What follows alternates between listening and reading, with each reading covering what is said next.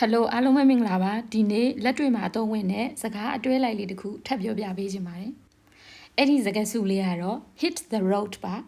hit the road ရဲ့အဓိပ္ပာယ်ကခရီးစထွက်သည်လို့အဓိပ္ပာယ်ရပါတယ်သူ့ကိုပတ်တန်မျိုးမျိုးမှာထည့်ပြီးတော့အသုံးပြပေးပါမယ်ငါတို့မနေ့ကခရီးစထွက်ခဲ့တယ်လို့ပြောခြင်း we hit the road yesterday လို့ပြောလို့ရပါတယ်ငါတို့အခုခရီးစထွက်နေပြီလို့ပြောခြင်း we are hitting the road လို့ပြောလို့ရပါတယ်ငါတို့ညနေခရီးစထွက်မယ်လို့ပြောခြင်း we are going to hit the road in the evening လို့ပြောလို့ရပါတယ်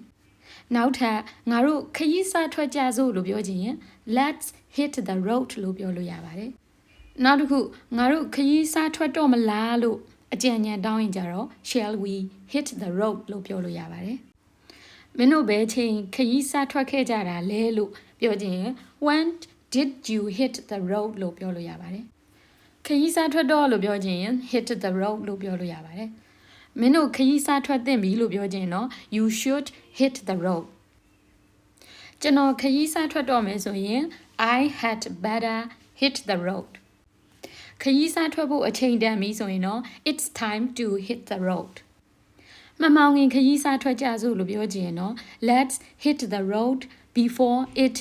gets dark လို့ပြောနိုင်ပါတယ်ဒီတော့ hit the road ကိုပတ်တန်အမျိုးမျိုးမှာထည့်ပြီးတော့သုံးပြပေးသွားဖြစ်ပါတယ်